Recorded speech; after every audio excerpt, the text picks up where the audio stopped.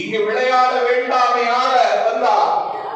வாழ்வின் கலை நீக்குக கூவாய் கரும்பியிலே என்று கூறுவதற்கு 200 இளைஞர்களை இன்றைக்கு எங்கள் பேச்சாளர் அணிவகுப்பில் சேர்த்து தந்த கடமையை தட்டி செய்தார்.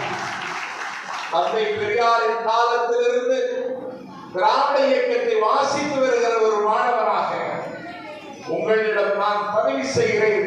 பெரியார் காலத்தில் நடக்கவில்லை, அண்ணாவின் காலத்தில் நடக்கவில்லை, கலைஞர் காலத்தில் நடக்கவில்லை, அண்ணன் ஸ்டாலின் காலத்தில் நடக்கவில்லை. இன்றைக்கு தம்பி உதயநிதி ஸ்டாலின் தமிழகம் முழுவதும் 250 பாசறை கூட்டங்களை இன்றைக்கு நடத்தி காட்டியிருக்கிறார்.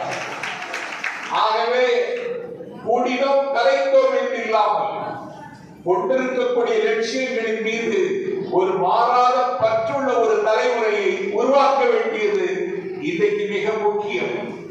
ஏனென்றால் அரசபைங்கிற வாதத்தினுடைய துணையோடு மதபயங்கரவாதம் தமிழ்நாட்டில் படையெடுப்பதற்கு எத்தனிக்கிறது. அதை தங்கை மதிவதனி இங்கே சுட்டிக்காட்டினார். இது மிகுந்த ஆபத்தாகும். அவர்கள் அநியாயத்தில் எந்த உச்சிக்கு போவார்கள். இன்றைக்கு ஒரு நீதிமன்றத்தை அவர்கள் விலைக்கு வாங்குகிற நிலைமைக்கு ஒரு மலிவான அரசியலை நடத்துகிறார். இந்தியாவுடைய பன்முகத்தன்மையை பாடையில் வைக்க துடிக்கிறார்.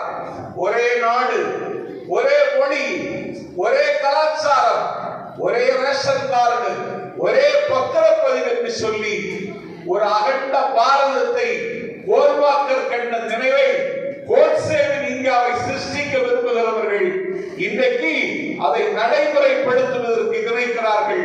அதற்கு இன்றைக்கு கூச்சமில்லாமலும் குற்ற உணர்வு இல்லாமலும் அதிகாரத்தை பயன்படுத்துகிறார்கள். இதை எதிர்கொள்வதற்கு ஆற்றல் மிகுந்த ஒரு சேனையை உருவாக்கி தர வேண்டும். India could not be considered as a nation. India ஒரு நாடல்ல, இணைக்கப்பட்ட துணைக்கண்டம் என்று சொன்னவர் எங்கள் மூலத் தலைவர் டி.எம். நாயர். ஏதோ திராவிட இயக்கம், ஏதோ தோன்றி மறைகிற இயக்கம் அல்ல.